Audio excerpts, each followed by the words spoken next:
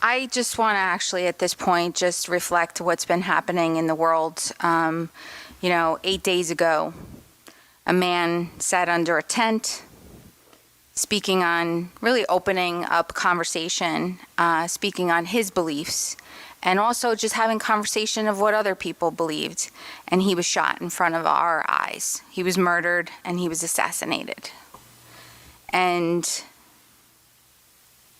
we all over have been definitely affected by that. Many people have. And it's been definitely a heavy week.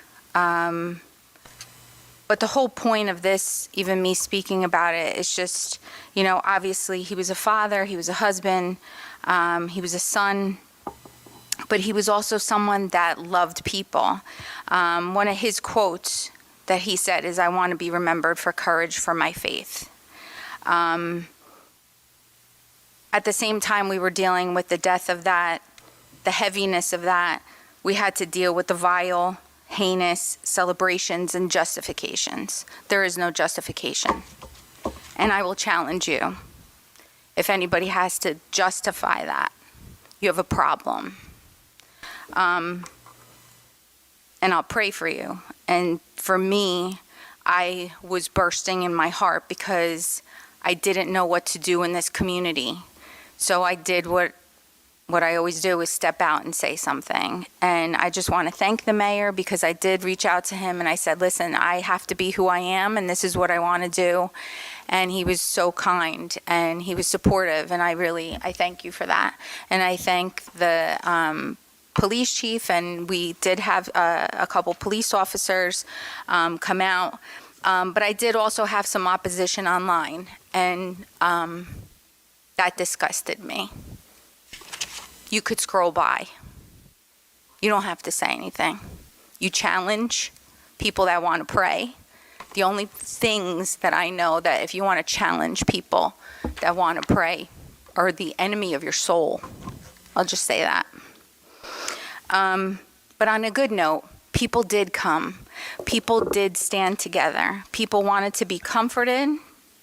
And I just want to read what I wrote today on one of my posts. I said, we didn't take pics, because in every little thing that we do, we want to take a picture. It wasn't about that. It was about God. It was about reaching heaven, really, for his presence. We sat together. We stood together. We held hands. We prayed. We comforted each other. And hope began to rise. People left feeling something. People left connected. A gentleman came up to me that I never met before, that he lives in Roselle Park, and he said to me, I would have never known. I walked past these people on the street here, and I would have never known that we'd be standing here praying together for the nation, for people's hearts. I prayed for even the people that did this, because obviously they were not in their right mind, and we pray for our enemies.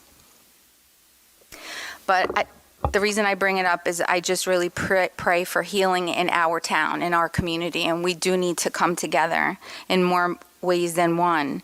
But I'll also say this, be on your guard, because people wear masks, but masks will fall off. You will not play games, because you'll be exposed. Sorry to end on that note, but I love you guys. I thank God for each one of you.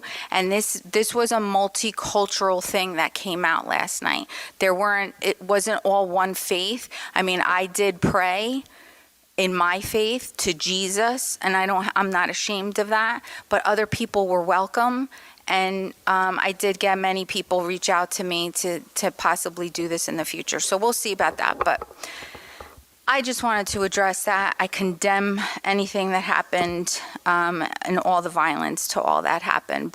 And rest in peace, Charlie Kirk, and I pray for his family, and I pray that we all heal. Thank you. Thank you, Councilwoman. Councilman Petrosky.